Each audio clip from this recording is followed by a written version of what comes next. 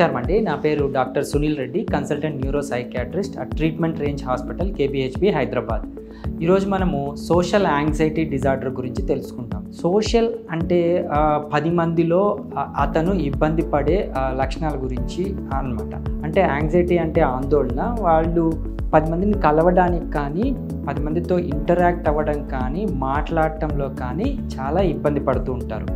అంటే performance anxiety అంటాము, ఎగ్జామ్కి పోయే ముందు కానీ స్పీచ్లో కానీ.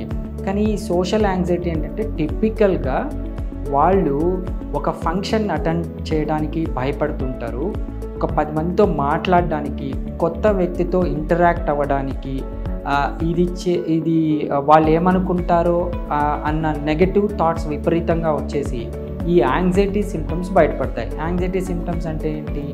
కొంతమందికి పాల్పిటేషన్స్ అంటే గుండె దడ రావటము, సింపథెటిక్ యాక్టివిటీ అంటే చెమటలు ఎక్కువ పట్టటము, గాబరా పడిపోవటము, కళ్ళు తిరగడం లాంటి ఇష్యూస్, ఇట్లాంటివన్నీ వాళ్ళకు వచ్చేసి మొత్తానికి వాళ్ళు అవాయిడ్ చేయడానికి చూస్తారు. చిన్నగా ఏంటి అంటే ఫంక్షన్స్కి అటెండ్ కారు, ఇంట్లోనే ఉండిపోవటము, బయట వెళ్ళి చిన్న పని చేసుకుందామన్నా ఇబ్బంది కలగడము, ఇలాగా వాళ్ళు డైలీ యాక్టివిటీస్లో మార్పులు వచ్చేసి ఒక ఇంటికో వర్క్కో లేకపోతే ఒక తెలిసిన చోట కూర్చొని ఉండటానికే ఇష్టపడతారు, బయట ఇంటరాక్ట్ అవ్వడానికి ఇష్టపడరు.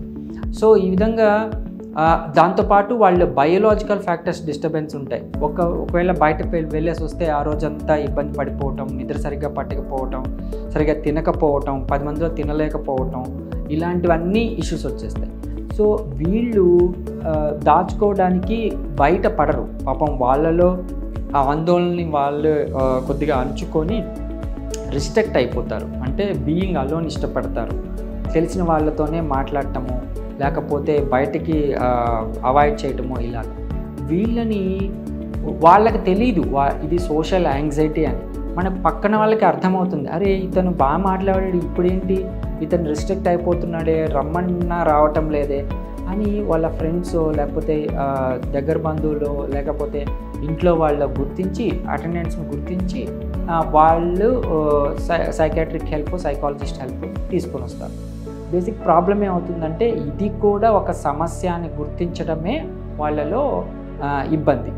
సో ఇది సోషల్ యాంగ్జైటీ అనేది కొద్ది గొప్ప అందరికీ సోషల్ ఫోబియా వరకు ఉంటుంది.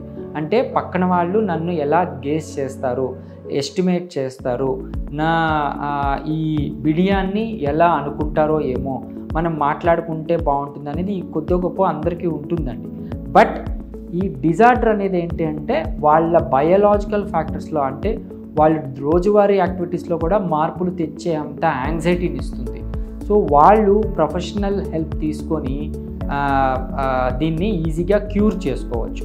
ఈ సోషల్ యాంగ్జైటీ డిజార్డర్కి క్యూర్ ఉంది. అంటే ఇది ఫస్ట్ నుంచి ఉండిందనుకోండి, వాళ్ళకి థెరపీస్ అవసరం అవుతాయి. అంటే చిన్నప్పటి నుంచి వాళ్ళు ఇబ్బంది పడుతూ వచ్చి ఇప్పుడు ఎక్కువైంది అనుకోండి, వాళ్ళకి మెడికేషన్స్ పెట్టి కూడా ఈ యాంగ్జైటీ లక్షణాలు, అంటే కొంతమందికి గుండె దడ కావచ్చు, ఇంకొంతమందికి ఎక్కువ చెమటలు పట్టడం కావచ్చు, మాట తడబడటం కావచ్చు, ఇట్లాంటివి సిమ్టమ్ని బట్టి ట్రీట్మెంట్ ఇవ్వచ్చు.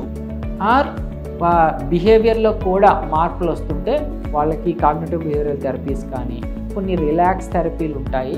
దీంతో ఏంటంటే వాళ్ళ హ్యాపీ హార్మోన్స్ని ఇంప్రవైజ్ చేసి ఈ సోషల్ గ్యాదరింగ్స్ ఉన్నప్పుడు ఈ యాంగ్జైటీని తగ్గించడానికి ఈ డీసెన్సిటైజేషన్ టెక్నిక్స్ అంటాం వాళ్ళకి చెప్పి ఈ రిలాక్స్ థెరపీ ద్వారా వాళ్ళకి ఈ యాంగ్జైటీని తగ్గించవచ్చు. సో ఈ డిజార్డర్కి ఎప్పుడైనా ఏ డిజార్డర్కైనా మెడికేషన్స్ ఉంటాయి. ఒక ప్రొఫెషనల్ని కలిస్తే దాన్ని డిస్కస్ చేసి వాళ్ళకి ఈ సోషల్ యాంగ్జైటీ అనేది ఎంతవరకు ఉంది, ఏ సిచ్యువేషన్స్లో వాళ్ళు ఇబ్బంది పడుతున్నారు, దాన్ని బట్టి మనము ట్రీట్మెంట్ ఇవ్వచ్చు. మోస్ట్ ఆఫ్ ద థింగ్స్ వాళ్ళతో మాట్లాడుతుంటేనే మనకు ప్రొఫెషనల్కి అర్థమవుతుంది వాళ్ళు ఏ రేంజ్లో ఇబ్బంది పడుతున్నారు అని. దాన్ని బట్టి వాళ్ళు ట్రీట్మెంట్ తీసుకునేసి వాళ్ళ ప్రొడక్టివ్ లైఫ్ని ఇంప్రవైజ్ చేయొచ్చు. అంతేగాని సోషల్ యాంగ్జైటీతో ఏమవుతుంది అంటే వాళ్ళ ప్రొడక్టివ్ థాట్స్ తగ్గిపోతాయి, రిస్ట్రిక్ట్ అయిపోతారు, ఆ ఎదుగుదల అనేది ఫ్యూచరిస్టిక్ థాట్స్ అనేటివి తగ్గిపోతాయి. సో వాళ్ళని మానసికంగా కుంగుబాటుకు లోనవడమే కాకుండా ఫ్యూచర్లో ఈ వాళ్ళ ఎదుగుదల అనేది ఉండదు. ఇంకా మానసిక రుగ్మతలు లైక్ డిప్రెషన్ రావచ్చు, జనరలైజ్డ్ యాంగ్జైటీ డిజార్డర్కి వెళ్ళొచ్చు. సో ఇవేమీ రాకుండా కాషన్ తీసుకొని ముందు జాగ్రత్తగా వాటిని ట్రీట్ చేసుకోవడం మంచిది. ఇలాంటి దాన్ని యూస్ చేసుకొని ప్రొడక్టివ్గా ఉండొచ్చు.